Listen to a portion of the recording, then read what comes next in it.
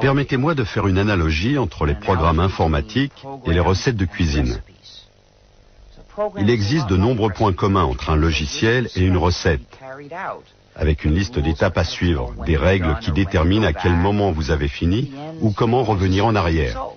À la fin, on obtient un certain résultat.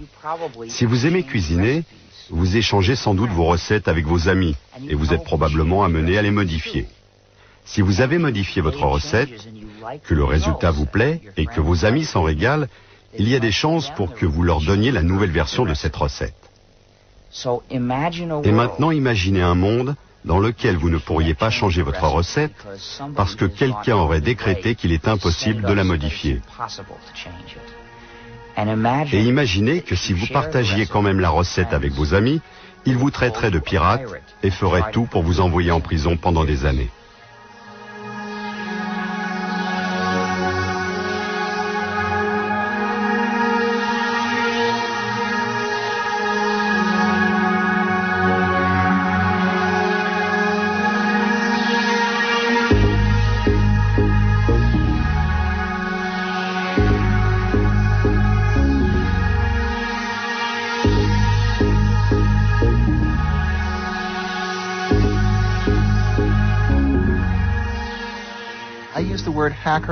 J'utilise le mot hacker dans son sens premier pour décrire une personne qui pratique la programmation informatique comme une sorte de passion artistique et qui fait partie ou s'identifie à la culture des hackers, c'est-à-dire le groupe de programmeurs à l'origine d'Internet, de Linux et du World Wide Web.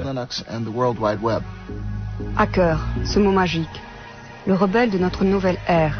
Au commencement était l'ordinateur. Puis l'ordinateur personnel, et enfin est apparu le réseau qui a relié toute la planète et qu'on appelle le net. Contre quoi se sont rebellés ces fameux hackers? Pour que votre ordinateur marche, il a besoin d'un système d'exploitation. Nos hackers ont refusé que quelques sociétés, dont principalement Microsoft, mettent au point des systèmes d'exploitation d'ordinateurs sans livrer en même temps les codes de fabrication qui permettent d'adapter votre ordinateur à vos besoins. Ils n'ont eu de cesse alors de casser ces codes pour les mettre gratuitement, grâce au réseau, au net, à la disposition de tout un chacun.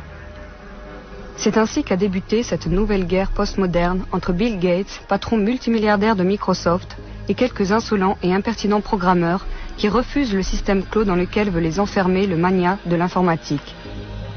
Un petit génie de Finlande a lancé sur le réseau un nouveau système d'exploitation d'ordinateurs et une armée de programmeurs de par le monde a travaillé avec lui pour faire évoluer et aboutir ce système qui concurrence frontalement Microsoft et qu'on appelle Linux. Linus Torvalds a créé un système informatique qui a pris toute l'industrie par surprise. Linux, un système d'exploitation aujourd'hui utilisé sur 8 millions d'ordinateurs à travers le monde. Le magazine Wired considère ce jeune homme comme le nouveau chaman Vinlinen et déclare que son système d'exploitation Linux est le plus magnifique produit d'Internet. Le fait que Torvalds distribue Linux gratuitement et révèle son code source sous-jacent en a fait quasiment un personnage culte. Linus Torvalds, génie de l'informatique, qui rêve de battre Bill Gates de Microsoft. Est-ce vraiment possible? Certains disent que Linus Torvalds a accompli un miracle.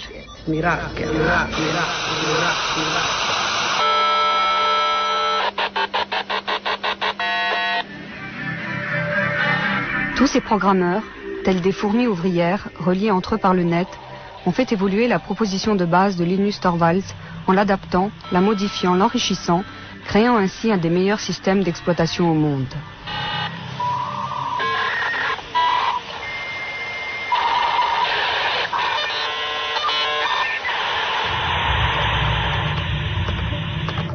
Je ne voulais pas que quelqu'un d'autre fasse la même chose que moi en essayant de trouver quelque chose comme Linux.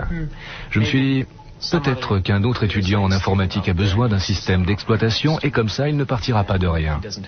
Je ne voulais pas me battre contre des moulins à vent. Ce n'était pas Don Quichotte contre le reste du monde essayant de créer le meilleur des mondes possibles.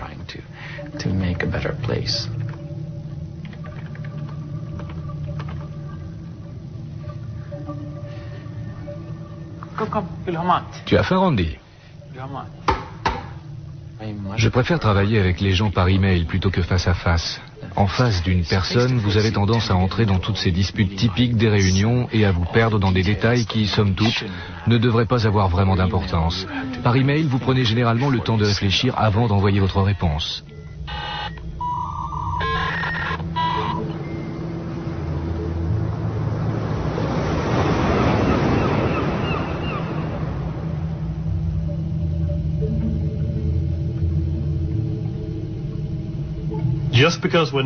Le simple fait que nous ne soyons pas tous dans la même pièce ne veut pas dire que nous ne soyons pas ensemble au sens social du terme. C'est comme si nous partagions un très grand bureau. Il nous arrive même de nous disputer et de nous chamailler par Internet. C'est un énorme projet. À ma connaissance, aucun autre projet de création de logiciels n'a jamais fait travailler autant de gens répartis à la surface du globe. Tous unis et passionnés dans le but de développer un nouveau logiciel. Ce qu'il y a de plus innovant dans la communauté Linux, ce n'est pas son code source, mais plutôt toute la machine sociale qui s'est développée autour.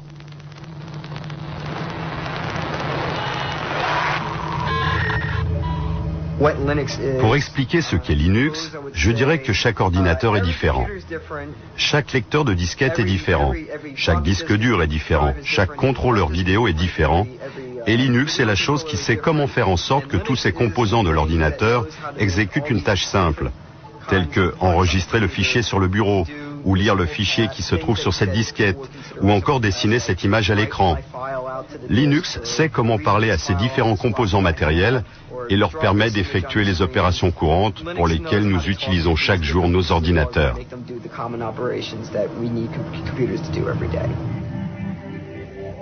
À quoi fait-on exactement référence quand nous disons Linux?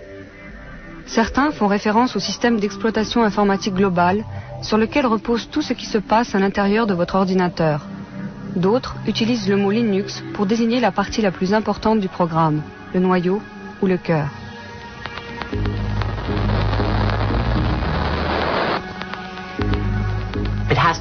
Il faut remonter à la personne par qui tout a commencé, qui a utilisé Internet pour créer une communauté d'individus où tous avaient le sentiment que leur contribution était validée.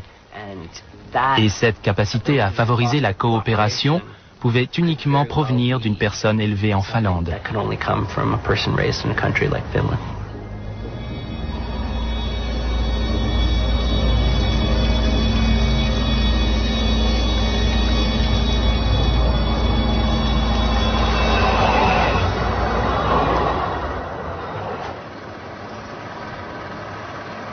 « 1969.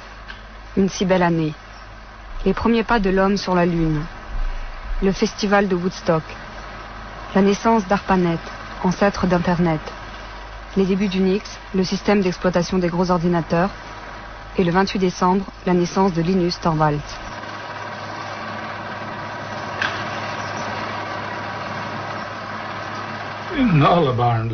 Tous les enfants apprennent surtout en jouant. C'est pourquoi il était vraiment très important que Linus entre dans le monde de l'informatique au moment où les ordinateurs étaient encore assez simples. Pour un garçon de 10-12 ans, c'était facile d'appréhender ce qui se trouvait à l'intérieur de l'ordinateur, d'en comprendre l'essence. Pour les garçons et les filles d'aujourd'hui, il est bien plus difficile de comprendre le même genre de choses, parce qu'il y a bien trop de niveaux et de couches d'éléments compliqués dans les ordinateurs actuels pour développer le type d'instinct et de compréhension que Linus a acquis par le jeu.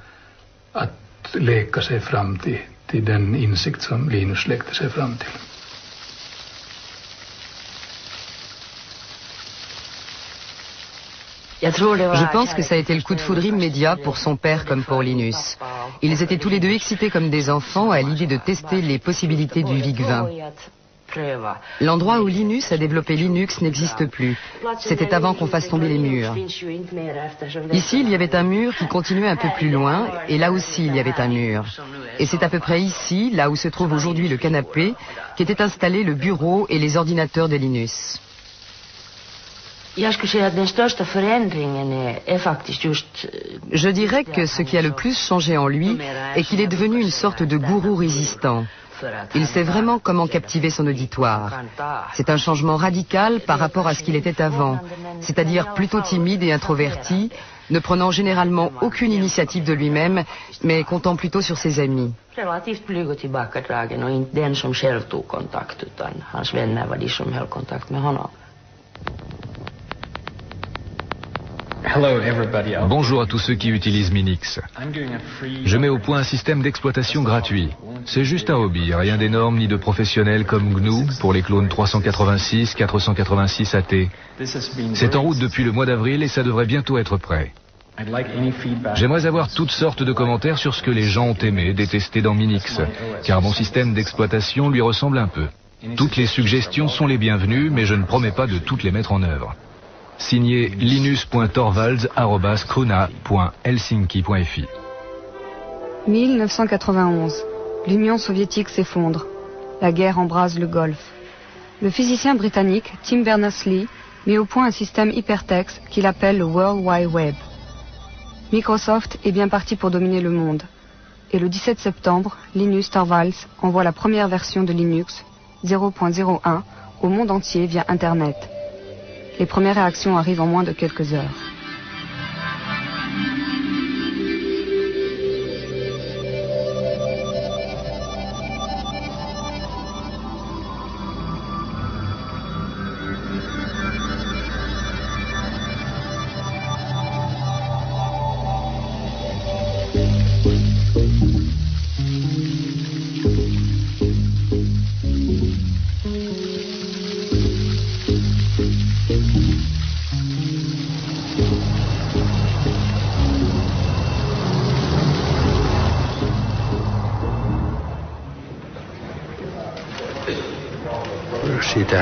On a commencé à entendre parler de ce programme à la cafétéria.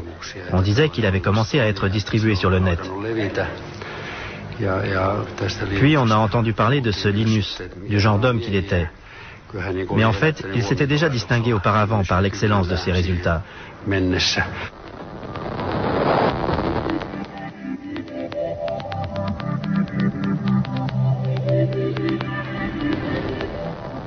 Linus Torvalds a créé Linux à partir du système d'exploitation Unix. Ken Thompson et Dennis Ritchie du laboratoire AT&T Bell avaient réalisé la première version du logiciel d'exploitation Unix en 1969. Libre d'accès, Unix était très populaire dans les milieux universitaires. Sa philosophie était fondée sur deux notions. D'abord, tout est fichier.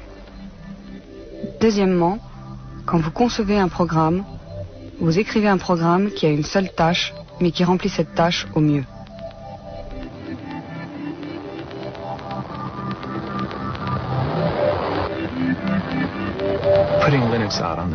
Il nous a semblé naturel de sortir Linux sur le net. Il y avait plein de bonnes raisons à cela.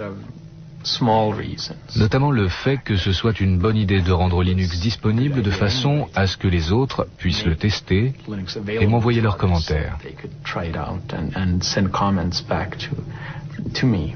Linus avait le choix entre deux choses. Il pouvait distribuer Linux gratuitement ou essayer de le vendre. Linux ne serait jamais devenu si important si Linus Torvalds avait essayé d'en tirer un bénéfice commercial. Personne ne l'aurait acheté. Ça aurait été un coup d'épée dans l'eau. Ça fait un petit bout de temps qu'on est là. La distribution de Linux en est à sa 3e génération.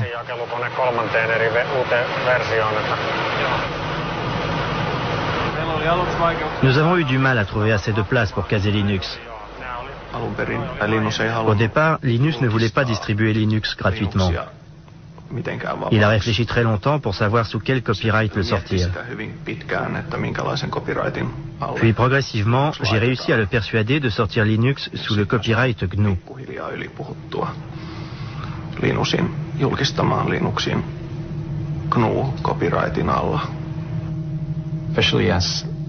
Surtout parce que le programme de compilation que j'utilisais avait été sorti sous la licence GPL. J'ai donc fini par décider d'utiliser la GPL.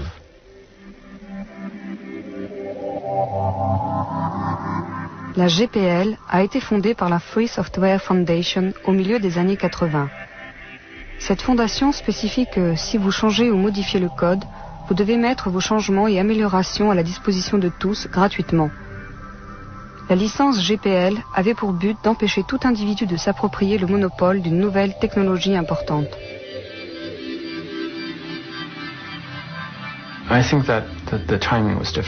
Je pense que le moment était le bon. Un an plus tôt, je ne pense pas que ça aurait pu marcher. Un an plus tard, quelqu'un d'autre aurait sorti quelque chose de similaire. Internet n'avait pas encore vraiment démarré auprès du grand public, mais il s'était déjà bien développé dans les réseaux universitaires.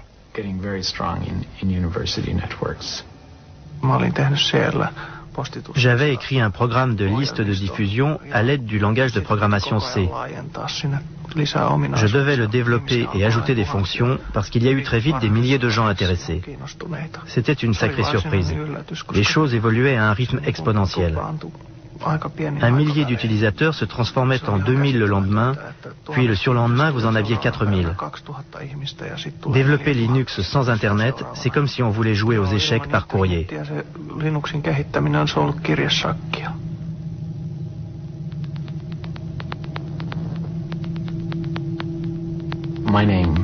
Mon premier choix de nom était Freaks, F-R-E-A-X, pour exprimer à la fois l'idée de free, libre et gratuit, et de freak, bizarre, sans oublier le X pour Unix. Je n'aimais pas l'idée de l'appeler Freaks. Ce n'était pas un nom très vendeur. Harry Lemke, qui a mis Linux sur site FTP, pensait que c'était une mauvaise idée et détestait vraiment ce nom. Quand il a lancé le site FTP, il l'a appelé Linux, parce qu'il savait que c'était le nom qui marcherait. Le nom est resté et Linux est nettement meilleur. The name stuck, and Linux is the much better name.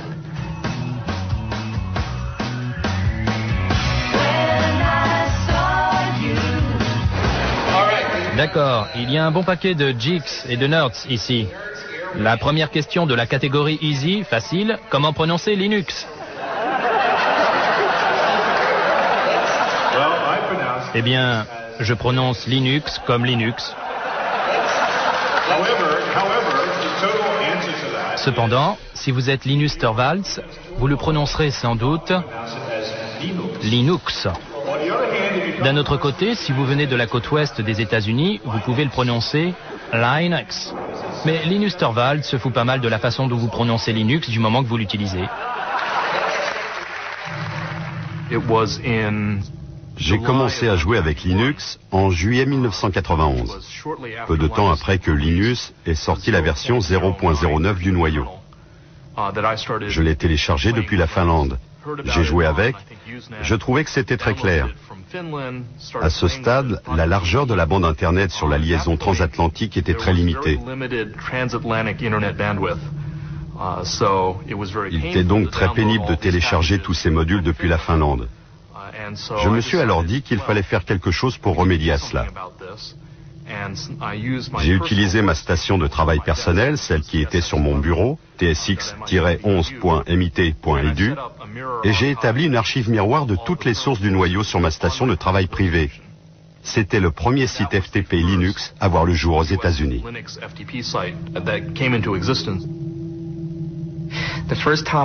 La première fois que j'ai reçu Linux, je l'ai téléchargé sur disquette.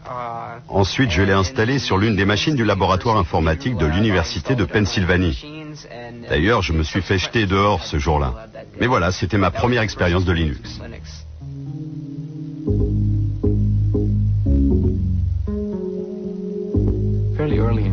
Assez tôt, en 1992, je me suis rendu compte que je ne connaissais plus personne.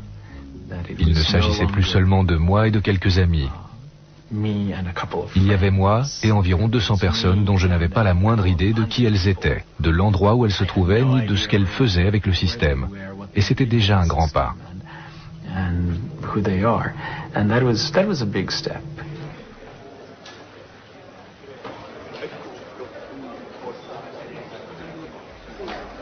En 1994, la version 1.0 a été très importante à mes yeux, parce qu'elle nous a demandé énormément de travail.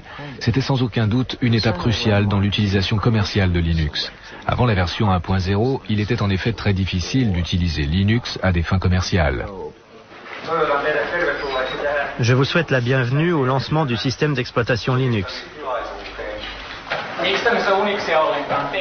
Au départ, Linux a été développé pour Unix, particulièrement dans un contexte universitaire, parce que bien qu'il existe une version pour PC, son niveau de prix est très élevé. Vous pouvez acheter DOS pour un ordinateur personnel pour 200 marks, mais Unix peut facilement représenter un coût de 20 000 marks. Ce qui est quand même un peu trop cher pour un étudiant. Allez dans un magasin informatique et demandez-leur s'ils ont SCU Unix. Ils vous répondront « Non, par pitié ». En fait, c'est bien plus simple de l'écrire vous-même.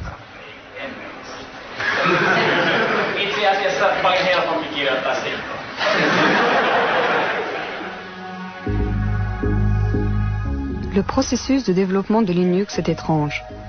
Il ne repose sur aucune hiérarchie apparente. Tout le monde peut soumettre ses suggestions de changement du code, mais il y a une personne qui dirige, qui prend les grandes décisions et qui sélectionne les meilleures idées. Linus, le dictateur bienfaisant.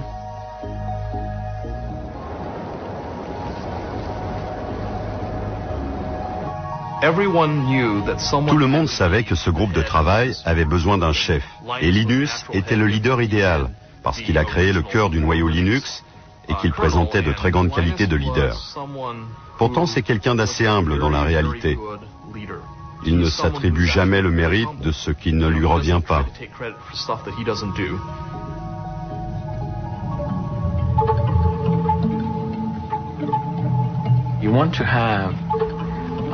Je voulais que des centaines, des milliers de personnes travaillent sur le noyau en même temps, mais je ne tenais pas à ce qu'elles se marchent sur les pieds.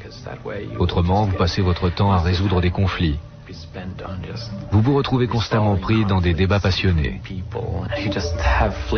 Au départ, je pensais utile de présider cette hiérarchie, que les autres étaient comme mes lieutenants. Mais les choses ont changé. Il s'agit davantage d'un web of trust, un réseau de confiance dans lequel je fais confiance aux gens, qui eux-mêmes font confiance à d'autres personnes.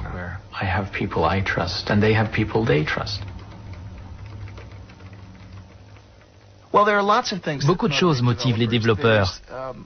La fierté artistique, la satisfaction du travail bien fait, proche de l'artisanat, le sentiment idéaliste de faire partie de quelque chose de plus important que vous, quelque chose qui vous dépasse, le désir d'aider le monde et de trouver des solutions aux problèmes. En l'absence de rémunération, dans la plupart des cas, les gens cherchent surtout à se forger une réputation auprès de leurs pairs.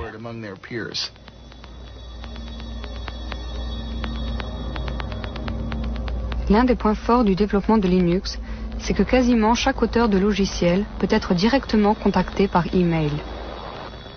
Ted Tso a joué un rôle crucial dans la diffusion de Linux aux États-Unis.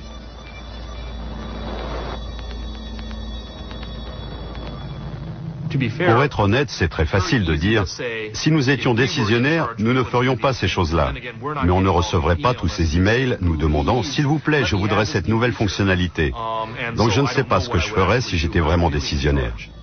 Dave Miller étudie les changements que les développeurs souhaitent apporter au noyau, au cœur du système.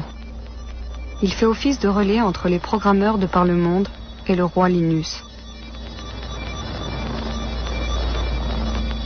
La façon dont nous travaillons est la suivante. Vous pouvez parler toute la journée d'une grande idée ou d'une solution géniale, mais vous devez nous proposer quelque chose. Montrez-moi quelque chose de concret, envoyez-moi un morceau de code, quelque chose de tangible que je puisse tester par moi-même, pour me faire une idée de ce dont il s'agit, plutôt que de parler toute la journée du sujet de façon abstraite. Alan Cox, hacker de génie, est le collaborateur le plus proche de Linus, son bras droit.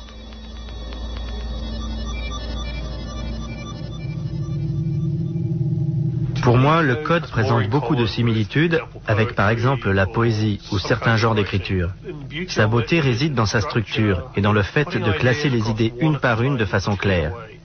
Si le code est bon, vous pouvez le lire sans commentaire. Vous comprendrez immédiatement pourquoi il a été écrit et combien il est élégant.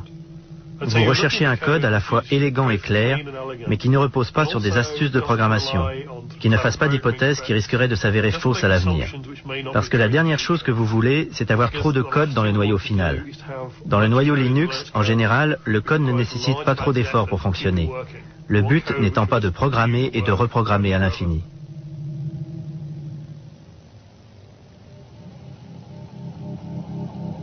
Après avoir dirigé le projet Linux pendant 5 ans à Helsinki en Finlande, Linus est embauché dans la Silicon Valley en Californie.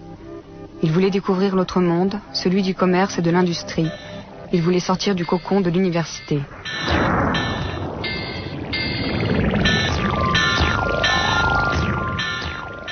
Vous êtes une figure peu orthodoxe dans l'univers de la Silicon Valley. Que vont-ils faire de vous? Ne risquez-vous pas d'être emporté par l'aspect commercial et complètement fou de la vallée?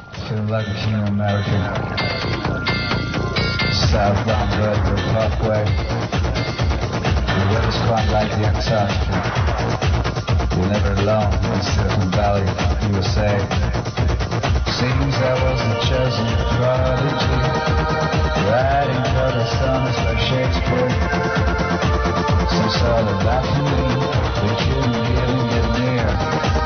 And they didn't Harry the yet. The beast, the fun with, you'll probably sell the shares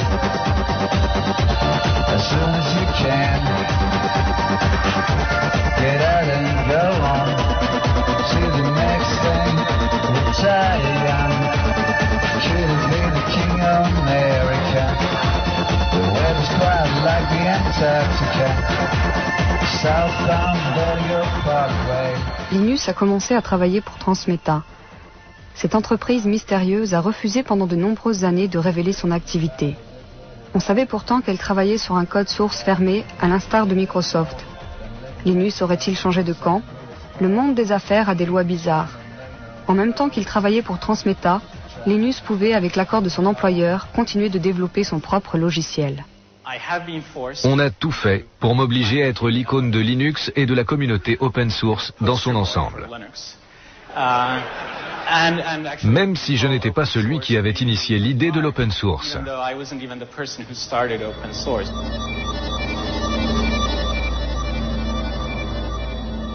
Personne ne représente toute l'histoire à lui seul. Et il n'y a pas qu'un seul point de départ. C'est comme le bambou. Vous ne savez pas où il commence ni où il finit.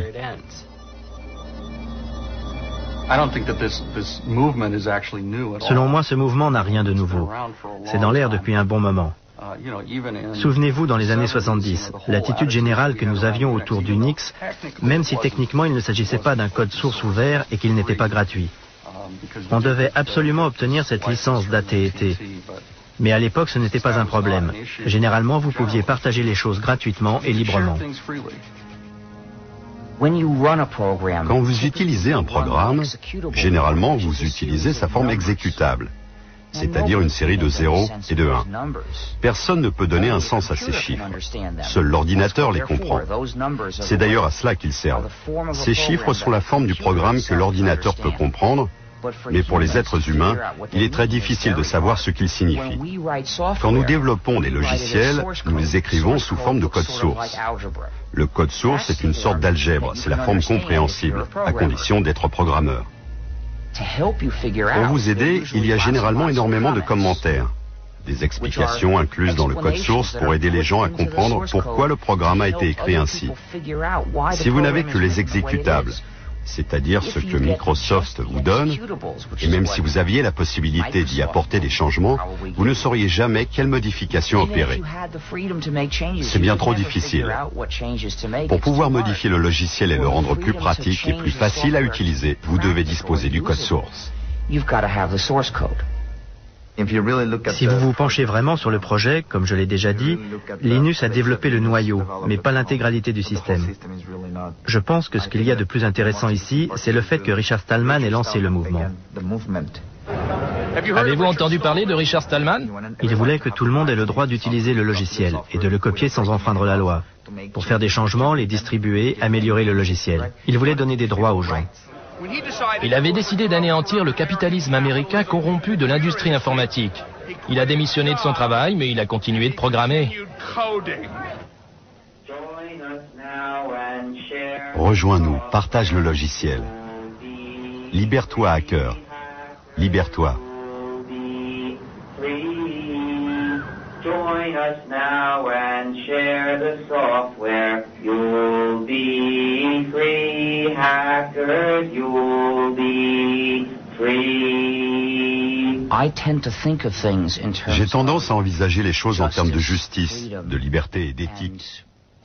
J'ai lancé l'idée en novembre 1983, mais tout a commencé en janvier 1984, lorsque j'ai démissionné de mon poste au MIT pour commencer à développer un système d'exploitation gratuit que j'ai baptisé GNU. Ça c'est GNU et c'est GPL, General Public License. Évidemment, le noyau se trouve sous GPL. L'idée du logiciel libre fait référence à la liberté, non au prix. C'est dommage qu'en anglais le mot free soit ambigu. Il a de nombreux sens différents. Il peut vouloir dire gratuit, mais également libre. Je préfère penser à parole libre plutôt qu'à bière gratuite.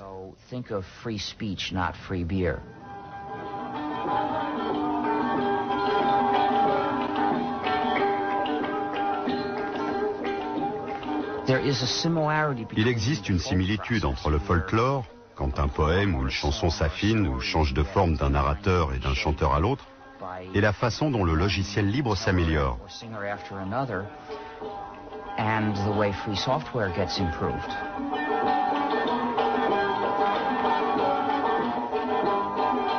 Souvent, le logiciel libre est développé par un groupe de personnes qui n'inclut aucun des développeurs de départ.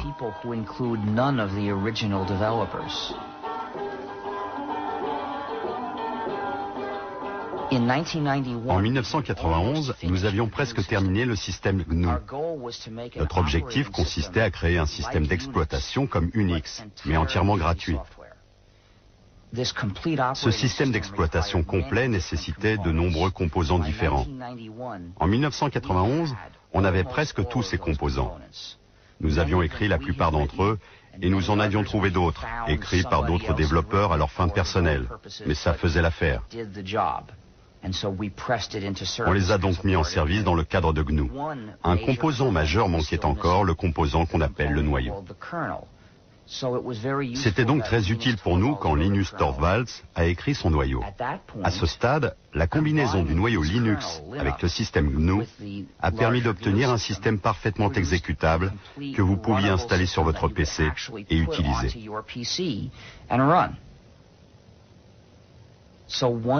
Une fois Linux développé, le système GNU était en fait finalisé et il a commencé à devenir de plus en plus populaire.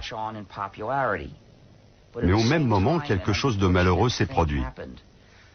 Les gens qui utilisaient le système GNU ne se sont pas rendus compte qu'il s'agissait du système GNU. Ils ont commencé à appeler Linux l'ensemble de la combinaison. Et cette erreur s'est répandue.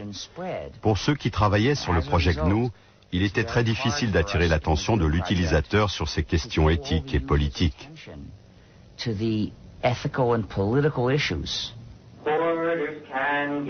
Les avares amassent beaucoup d'argent. C'est exact, hacker. C'est exact.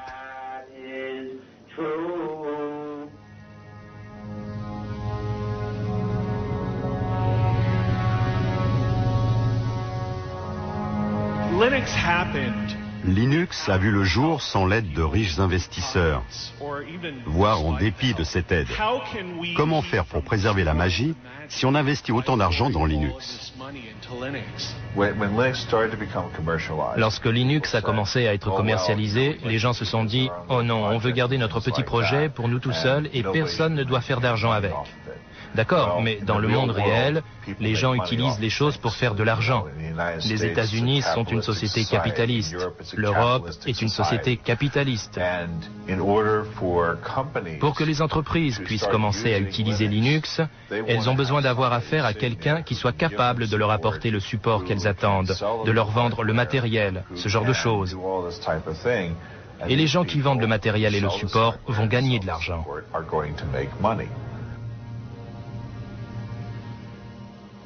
Peu d'entre nous sommes des hackers. En fait, rares sont ceux qui feront l'effort de télécharger leur propre version de Linux sur Internet. Encore plus rares sont ceux qui vont s'attaquer au code lui-même pour l'améliorer. Bien que Linux soit difficile à utiliser, les clients ont su estimer sa grande fiabilité et la souplesse de son code source. Pour les entreprises visionnaires, il y avait là une opportunité à ne pas manquer.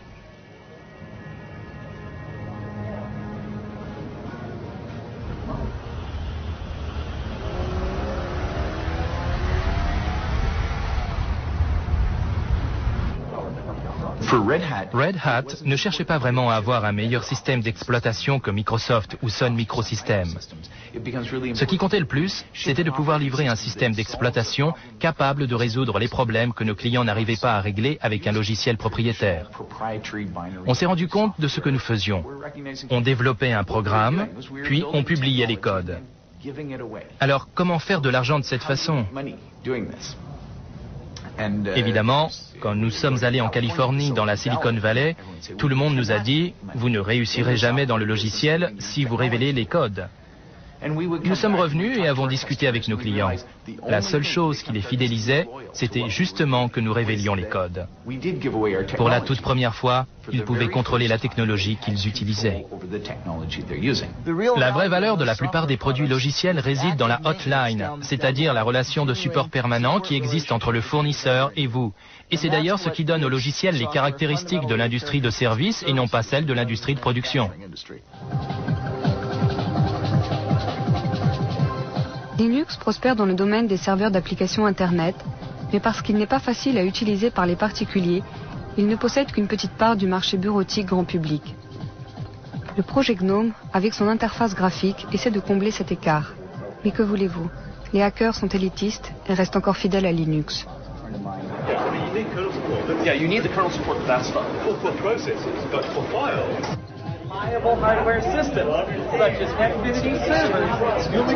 Hey, regardez qui est là. C'est un pingouin. Bonjour pingouin. C'est Tux en fait. Salut Tux. Le travail de Linus Torvalds donne naissance à encore plus de millionnaires et de milliardaires. Il donne même des cheveux gris à l'homme qui est de loin le plus riche du monde, Bill Gates. Microsoft utilise un modèle très traditionnel. Ils produisent un code source fermé. Ils le mettent sur CD et ils le vendent. Ils prennent tout le travail de développement à leur charge. Et tout leur revient. Une fois que vous êtes dans ce métier, il est très difficile de changer de culture, comme par exemple de s'orienter vers un métier de coopération où les programmes sont utilisés pour révéler le code. C'est facile de gagner de l'argent avec des produits dont le code source est fermé, que vous ayez ou non une grosse part de marché. Par exemple, actuellement Microsoft n'est pas vraiment incité à ouvrir son code. Ce n'est pas dans son intérêt. Mais je pense que Microsoft sera forcé d'y arriver.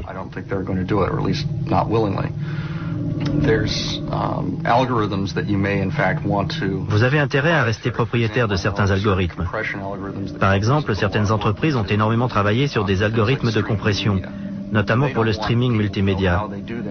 Elles ne tiennent pas à ce que les gens sachent comment elles ont fait, parce que c'est justement là que réside la valeur de leurs produits.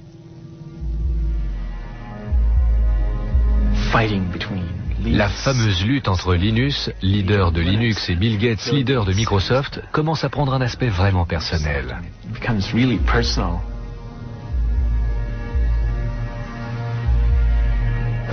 Une question de la catégorie bizarre. À qui appartiennent ces lèvres ? Je vais vous le dire, ce sont les lèvres de Bill Gates en train de raconter un mensonge de plus.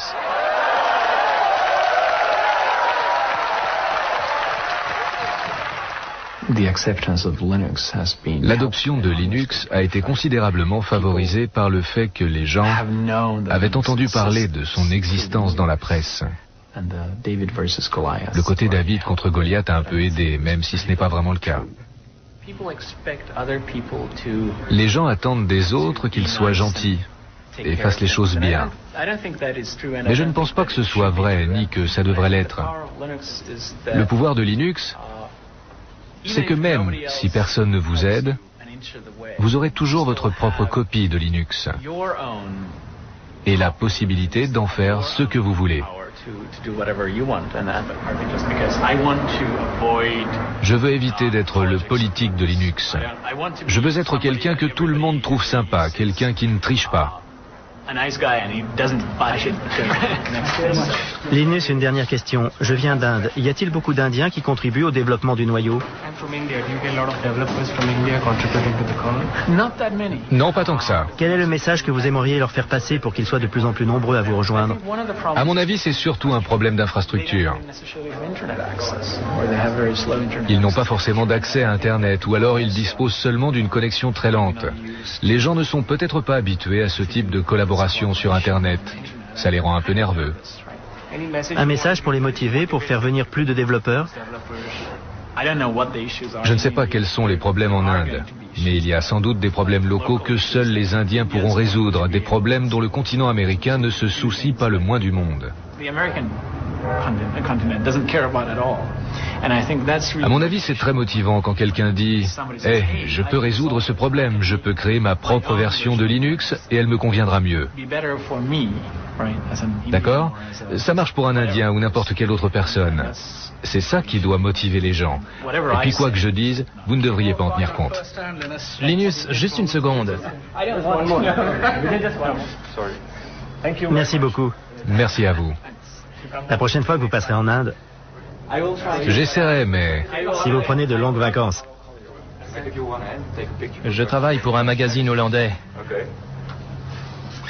Comptez-vous venir aux Pays-Bas?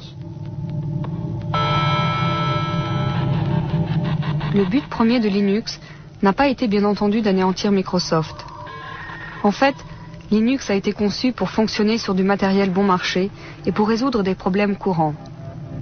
Si vous n'avez pas d'argent, il offre une véritable alternative entièrement gratuite. Le projet Linux a démarré en Europe et aux États-Unis, mais aujourd'hui, le logiciel libre permet de trouver toujours de nouveaux programmeurs venant même de pays où l'informatique en est à ses premiers balbutiements.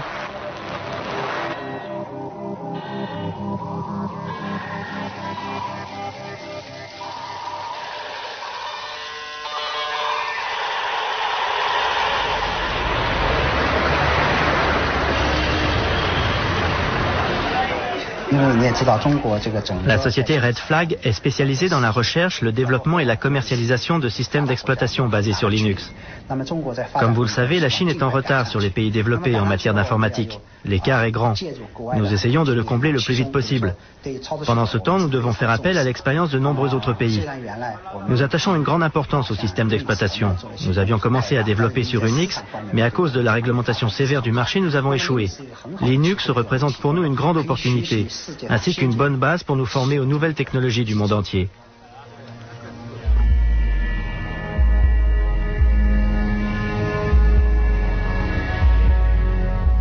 C'est le plus grand transfert de richesse que l'on ait jamais vu entre ce que l'on appelle le Nord industrialisé, disons l'Europe et les États-Unis, et le tiers-monde.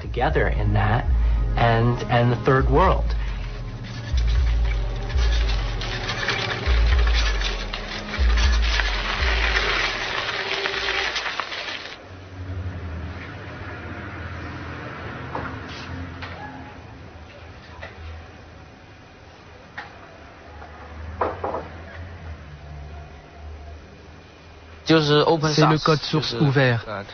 Je pense que c'est très important pour beaucoup de gens. J'aime la philosophie et j'aime analyser les choses sous l'angle de la philosophie. Je pense que l'ouverture du code source est en accord avec l'esprit de la science, c'est-à-dire l'accès libre et sans aucune restriction à l'information. Rien ne devrait être caché. C'est ma première impression de Linux.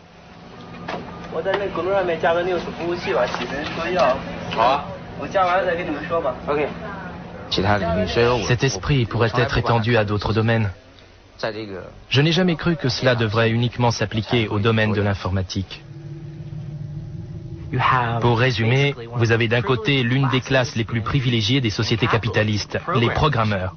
Ils peuvent gagner tellement d'argent avec la programmation qu'ils ont le temps de se consacrer à leur hobby. Les programmeurs tels qu'Alan Cox peuvent imposer leur prix. Ce sont les gens qui se trouvent au sommet de la pyramide, qui transfèrent leur propriété intellectuelle, cette énorme richesse, vers des pays pauvres. C'est le socialisme en action, même si les libéraux sont horrifiés dès qu'on en fait mention.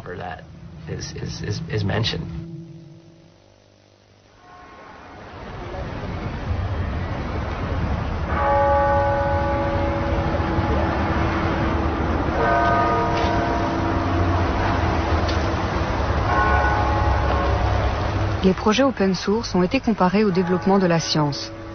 La science, en elle-même, ne rapporte pas d'argent. Ce sont les applications industrielles de ces recherches qui engendrent de la richesse. Pour les hackers de l'open source, le développement de Linux a toujours été un projet bénévole de type scientifique, un véritable hobby.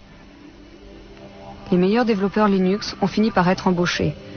En 1999, pendant le boom de la net économie, du e-business, certaines entreprises Linux ont été cotées en bourse. Wall Street a annoncé des valeurs records pour l'action Linux. Évidemment, ça n'a pas duré. Mais pendant quelque temps, certains hackers Linux ont été incroyablement riches. Du moins sur papier.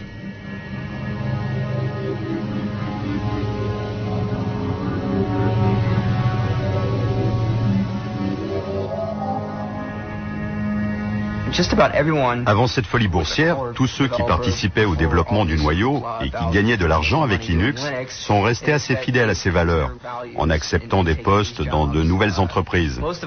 La plupart d'entre eux font à peu de choses près la même chose que ce qu'ils faisaient avant de décrocher ces emplois.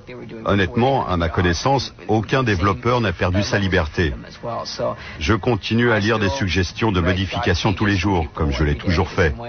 Je les soumets à Linus, comme je le faisais avant notre introduction en bourse. Certains d'entre nous conduisent peut-être de plus belles voitures, c'est à peu près la seule différence. Et peut-être qu'on mange plus souvent des sushis. Certaines personnes ont eu de la chance. Elles ont rejoint la bonne entreprise au bon moment et se sont débrouillées pour profiter de l'introduction en bourse.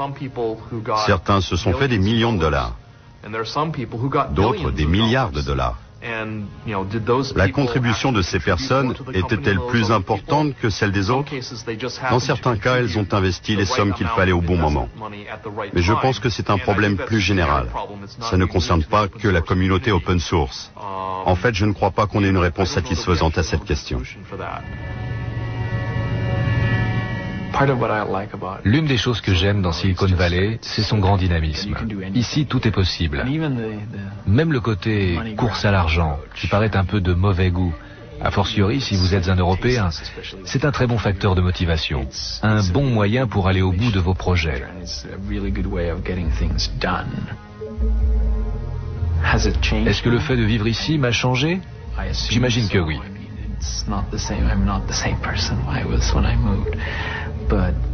Je ne suis plus le même qu'à mon arrivée, mais je ne crois pas être plus intéressé par l'argent qu'avant.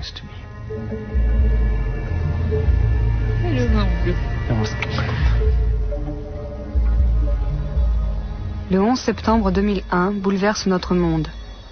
Les attentats suicides à New York frappent toute l'économie de plein fouet. L'informatique également est groggy. Que restera-t-il du phénomène Linux? Aujourd'hui, des pans entiers du fameux code de Linux se retrouvent sans que nous le sachions dans notre vie quotidienne, dans nos portables, nos grille-pains, nos réveils matins. Le rêve de Linus Torvalds de libérer l'informatique a des chances de réussir, mais ce serait peut-être l'une des plus grandes opportunités manquées de notre époque si le logiciel libre ne libérait rien d'autre que du code.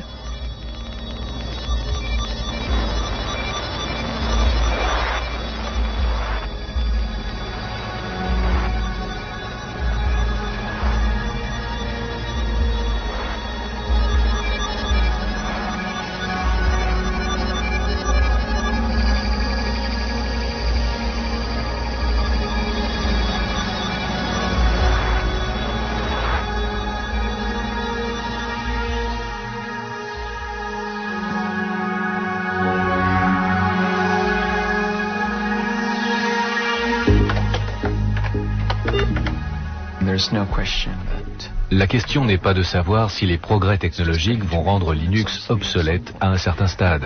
La question est juste de savoir combien de temps cela va prendre. Randy, ne fais pas tes griffes sur le fauteuil. Dans 5 ans, 15 ans ou 50 ans, je pense que l'un des pouvoirs de l'open source, c'est que dans 50 ans, le meilleur système d'exploitation du moment pourra toujours tirer parti du code source de Linux.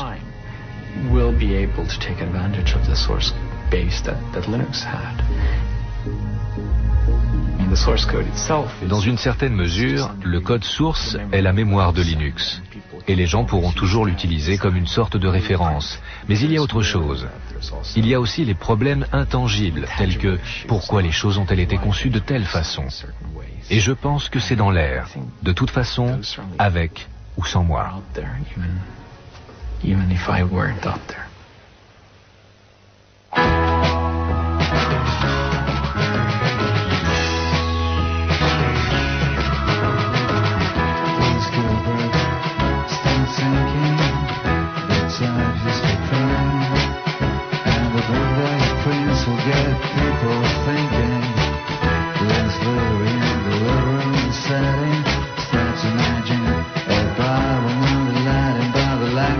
Swearing and eating and chatting. His life is that he has, his life is that we see. We changes through a human history. Not by some powerful utility decree, but by tiny incremental degrees. The miscellaneous goes to Washington. Praxis, retro chains, little man and universal access. Links against Goliath with nothing else to fill. But sling a little stone in the face of a bill. But little checkers give the strings that lose. And it changes the way the world plays the blues. This life is that you have, this life is that we